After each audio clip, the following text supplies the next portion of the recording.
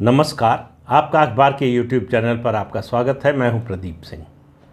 एक प्रश्न कई दिनों से या काफ़ी समय से मन में उठ रहा है, बहुत से लोगों के मन में होगा कि आखिर भारतीय जनता पार्टी को नेता क्यों मिल रहे हैं, पार्टियां क्यों मिल रही हैं, क्यों लोग भारतीय जनता पार्टी से जुड़ना चाहते हैं, चाहे राजनीतिक दल हो या राजनीति में काम करने वाले नेता हों।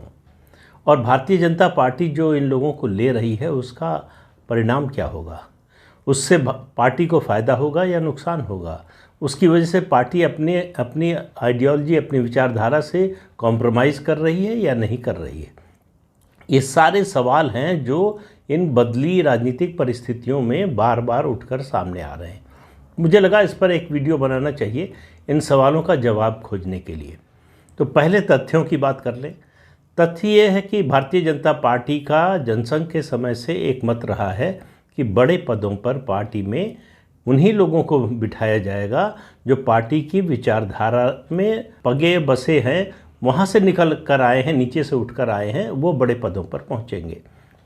जो लोग बाहर से लाए जाएंगे उनकी उपयोगिता है, उसके अनुसार उनको पद तो दिया जाएगा, लेकिन सर्वोच्च पद यानी प्रदेश में अध्यक्ष का पद या प्रदेश में मुख्यमंत्री का पद और राष्ट्रीय अध्यक्ष का पद, या अगर सरकार बनती है केंद्र में तो प्रधानमंत्री का पद, ये सुरक्षित रहेगा पार्टी के नेताओं के लिए। ये परंपरा लगातार चली आ रही थी। इसको 2014 में नरेंद्र मोदी के प्रधानमंत्री बनने के बाद ये परंपरा टूटी है। अब आप कहेंगे कि क्यों तोड़ दी नरेंद्र मोदी ने, और बहुत से लोग हैं, खासतौर से बीजेपी के जो विरोधी हैं, वो बताने की कोशिश करते हैं जब भी कांग्रेस से कोई आता है कि भाजपा का कांग्रेसीकरण हो रहा है। तो एक बात, मैंने इस पर एक वीडियो भी बनाया था। देखिए, भाजपा का कांग्रेसीकरण तो कभी हो नहीं पाएगा। उसकी वजह भाजपा नहीं है, उसकी वजह है राष्ट्रीय स्वयंसेवक संघ। जिस पार्टी के पीछे, जिस पार्टी की प्राण शक्ति जो है, ऐसा संगठन हो, दुनिया का सबसे बड़ा एनजीओ हो, उस पार्टी का क्षरण उस तरह से नहीं हो सकता जिस तरह से कांग्रेस का हुआ या दूसरी पार्टियों का हुआ है। तो बीजेपी ही रहेगी, उसका कांग्रेसीकरण तो नहीं हो सकता। लेकिन फिर सवाल यह है कि ऐसे लोगों को लाया क्यों जा रहा है। तो ऐसे लोगों को लाने के पीछे कई कारण होते हैं। अगर आप व्यापारी हैं तो व्यापार की दृष्टि से सोचिए, अगर आप खिलाड़ी हैं तो खेल की दृष्टि से सोचिए। अलग अलग क्लब या अलग अलग टीमें जो हैं वो कोशिश करती हैं कि जो दूसरी टीम के अच्छे खिलाड़ी हैं वो उनकी एक टीम में आ जाए। इसीलिए कॉरपोरेट क्षेत्र में ये कोशिश होती है कि जो अच्छे सीईओ हैं, अच्छे मैनेजर हैं, वो उनकी कंपनी में आ जाए। इसको कहते हैं इनऑर्गेनिक एक्विजिशन। तो एक्विजिशन और मर्जर, ये दो चीज़ें हैं जो व्यापार में भी चलते हैं, खेल में भी चलते हैं, जो जीवन के हर पक्ष में चलते हैं और राजनीति में तो निश्चित रूप से चलते हैं। तो भारतीय जनता पार्टी पहले भी गठबंधन करती रही है, अब भी गठबंधन कर रही है। फ़र्क क्या है? पहले भारतीय जनता पार्टी की गठबंधन की ज़रूरत सर्वाइवल की थी। सर्वाइवल से मेरा मतलब है कि सत्ता में आने के लिए, सत्ता तक पहुंचने के लिए उसे गठबंधन की ज़रूरत थी। बिना, और दूसरी बात सत्ता तक पहुंचने की बात यह है कि अगर केंद्र की बात हो रही है, चाहे राज्यों की बात हो रही हो, तो बहुमत के आंकड़े तक पहुंचने के लिए उसे साथियों की ज़रूरत थी।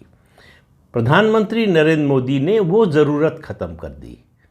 चाहे केंद्र में हो चाहे राज्य में हो, सत्ता तक पहुंचने के लिए ज़्यादातर जगहों पर, कुछ अपवाद छोड़ दीजिए, अभी महाराष्ट्र की बात करूंगा, आपके मन में सवाल आया होगा सबसे पहले महाराष्ट्र का, तो उसके लिए जो है संख्या की ज़रूरत उस तरह से अब नहीं पड़ती है।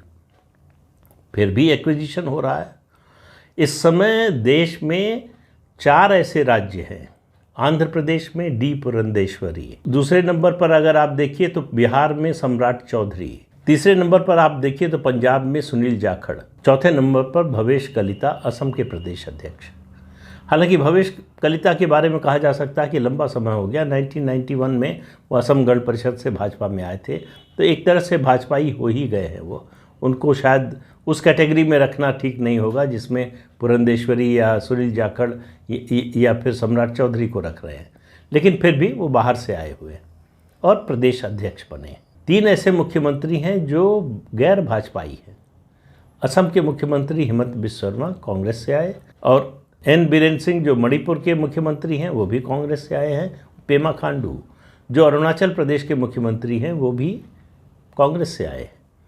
तो ऐसे 7 नेता हैं जो आज महत्वपूर्ण पदों पर हैं, जिनमें होने की कल्पना आज से 10-12 साल पहले हम नहीं कर सकते थे कि बाहर से आया हुआ, किसी और पार्टी से आया हुआ नेता भारतीय जनता पार्टी में प्रदेश अध्यक्ष या फिर मुख्यमंत्री बन जाएगा। ये कल्पना से बाहर था। और इसकी शुरुआत कहें तो नॉर्थ ईस्ट से ही हुई, अरुणाचल प्रदेश से हुई, उसके बाद असम, फिर मणिपुर, और ये सिलसिला चल रहा है। वैसे तो देखें आप, पश्चिम बंगाल में भी विधायक दल के नेता शुवेंदु अधिकारी, वो भी टीएमसी से आए हुए हैं। लेकिन अब दूसरा प्रश्न है कि क्या भारतीय जनता पार्टी अपनी आइडियोलॉजी से कॉम्प्रोमाइज़ कर रही है? तो ये इस सवाल का हाँ में जवाब देना बड़ा आसान है कि भाई आप बाहर से लोग आ रहे हैं, वो आपकी आइडियोलॉजी से निकले हुए लोग नहीं हैं, तो जाहिर है कि आपकी आइडियोलॉजी तो डाइल्यूट होगी ही। लेकिन मेरा मानना है कि ऐसा नहीं है। क्यों कह रहा हूँ? जब आप पहले ऐसे लोगों को ले रहे थे या फिर ऐसी पार्टियों से गठबंधन कर रहे थे, तब आप अपनी आइडियोलॉजी से कॉम्प्रोमाइज़ कर रहे थे। 98 में सरकार बनाने के लिए 98-99 में भारतीय जनता पार्टी ने अपने तीनों कोर इशू छोड़ दिए। उससे बड़ा आइडियोलॉजी से कॉम्प्रोमाइज़ और क्या हो सकता है?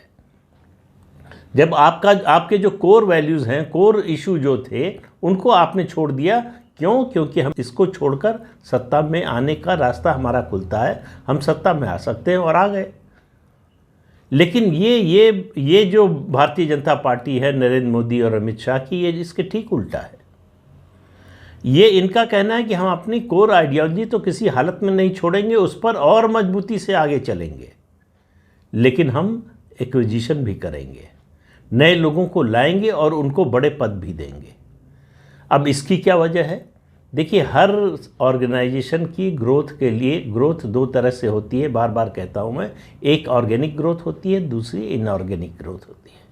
ऑर्गेनिक ग्रोथ में नीचे से कार्यकर्ता बना रहे हैं, आप उसको तहसील लेवल पे लाते हैं, जिला स्तर पर, प्रदेश स्तर पर, फिर राष्ट्रीय स्तर पर। इस सारे प्रोसेस में 20 से 30 साल तक का समय लगता है।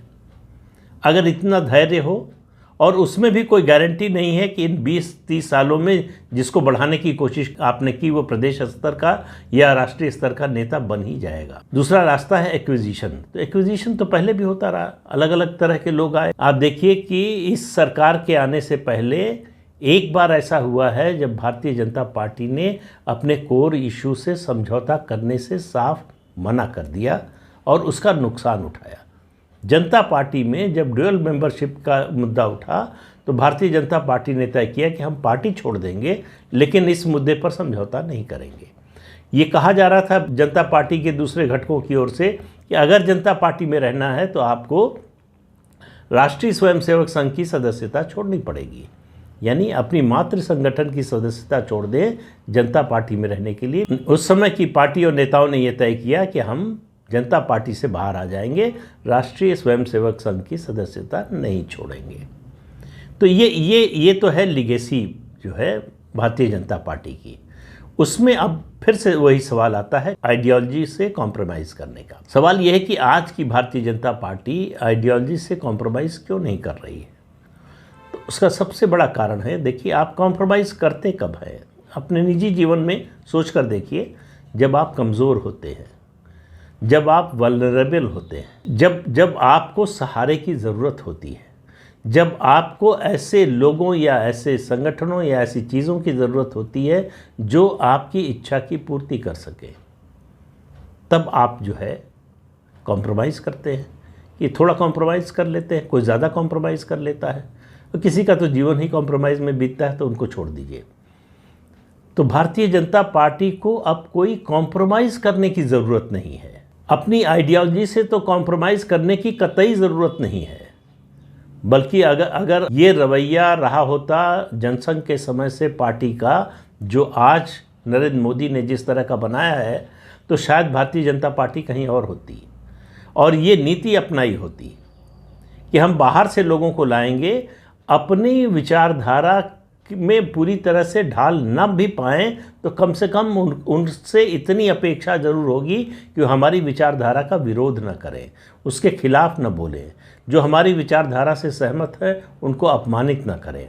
तो ये दिखाई दे रहा। आप देख लीजिए, ये जितने लोगों का नाम लिया हमने, 7-8 लोगों का, इनमें से आपको कोई इस तरह का नहीं दिखेगा जो बीजेपी की विचारधारा के खिलाफ बोल रहा हो या बीजेपी की विचारधारा की बात करने वालों के खिलाफ बोल रहा हो। अब सवाल यह है कि आंध्र प्रदेश में इतने लंबे समय से कोशिश हो रही है, कोई लीडरशिप तो उभर नहीं पाई। डी पुरंदेश्वरी को अगर अध्यक्ष बना दिया तो उससे फ़ायदा ही होने वाला है, कोई नुकसान तो होने वाला नहीं है, क्योंकि 1% भी वोट नहीं है आंध्र प्रदेश में बीजेपी का। पंजाब में वही हालत है, लगातार लंबे समय से अकाली दल से गठबंधन के कारण, और वैसे भी जाहिर है कि कमज़ोरी है। ये बात ठीक है कि अकाली दल से समझौते के कारण आपको ज़्यादा सीटें नहीं मिलती थीं, लेकिन आप पंजाब के हिंदुओं की भी पार्टी नहीं बन पाए। बात बार बार जब होती है भारतीय जनता पार्टी की, पंजाब की इकाई की, कि सिख वोट नहीं देते हमें, सिख वोट नहीं देते, ठीक है, हिंदू वोट क्यों नहीं देते, इसके बारे में कभी भारतीय जनता पार्टी ने सोचा है?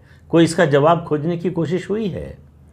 तो इसलिए जो है, पंजाब की बात हो, चाहे अब बिहार में आ जाइए, बिहार में भी वही स्थिति है कि लगातार इतने लंबे समय तक सत्ता में रहने और उससे पहले सत्ता से बाहर रहने, दोनों स्थितियों में, संघर्ष की स्थिति में भी और सत्ता की स्थिति में भी आप कोई पैन बिहार नेतृत्व उभार नहीं पाए। तो आपकी ज़रूरत थी किसी को बाहर से लाने के लिए, और ऐसे समाज से लाने के लिए जो आपकी आइडियोलॉजी में फिट बैठे, जो आपके सामाजिक समीकरण में फिट बैठे। तो आप ये जितने अपॉइंटमेंट देखेंगे सबको उसी खांचे में फिट होते हुए दिखाई देंगे। तो इसलिए भारतीय जनता पार्टी को अपनी आइडियोलॉजी से कॉम्प्रोमाइज़ करने की ज़रूरत नहीं पड़ रही है।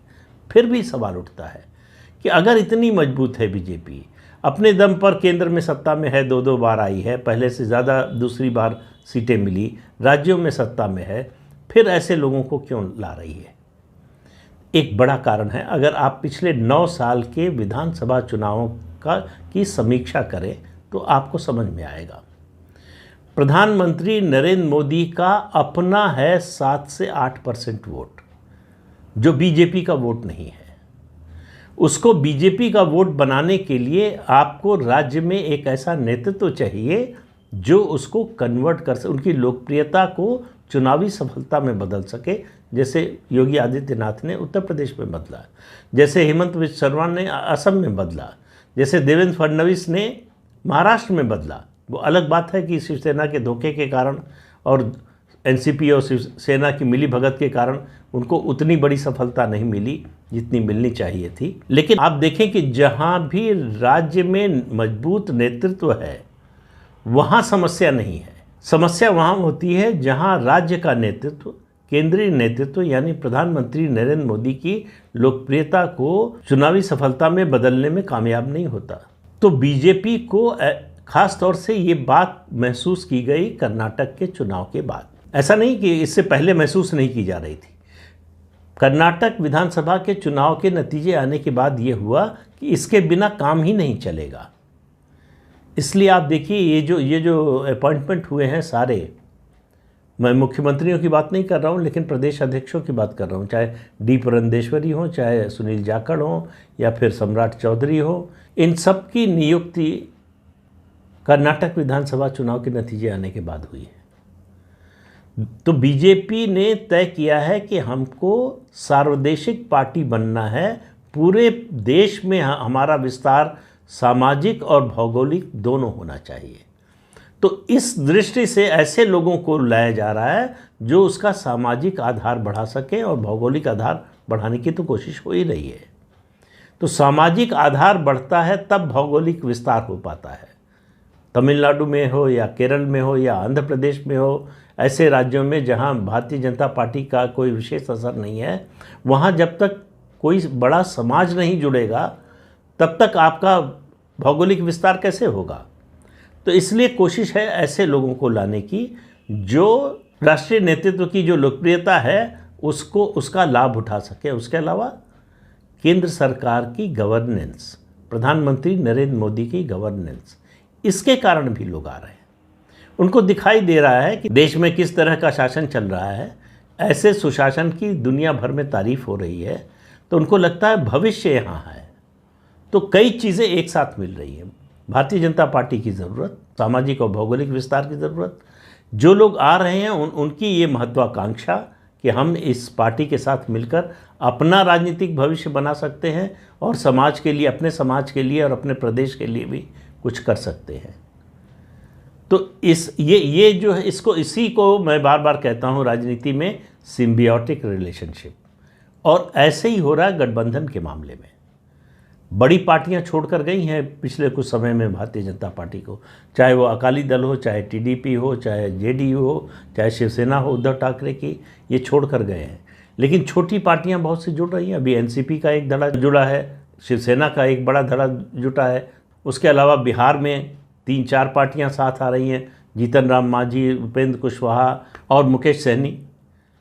उत्तर प्रदेश में इसी तरह से ओम प्रकाश राजभर और जयंत चौधरी से बात चल रही है, पता नहीं सफल होगी कि नहीं, लेकिन कोशिश चल रही है। ऐसे तमाम छोटे छोटे दलों से, और मुझे पूरी उम्मीद है कि लोकसभा चुनाव से पहले पहले कर्नाटक में जेडीएस से अलायंस की घोषणा हो जाएगी।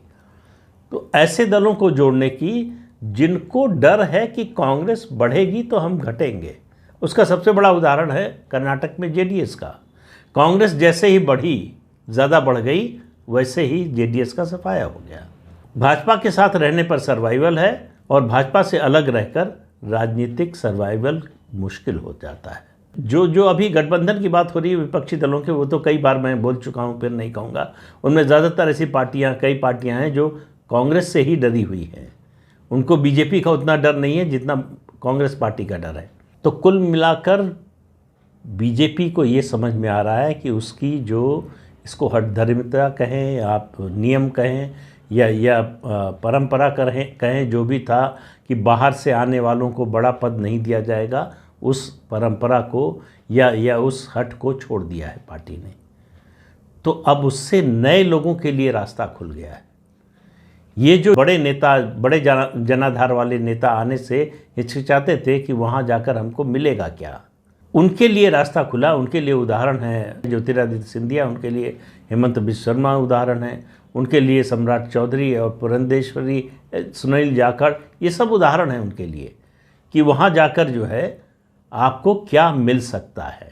इसका रास्ता खोल दिया है भारतीय जनता पार्टी ने, तो उसके विस्तार का भी रास्ता इससे खुल गया है। तो इस अंक में इतना ही। अगले अंक में फिर मिलेंगे किसी नए मुद्दे के साथ। तब तक के लिए अनुमति दीजिए। आपसे अनुरोध है कि चैनल देखिए, शेयर कीजिए, लाइक कीजिए और सब्सक्राइब ज़रूर कीजिए। नमस्कार।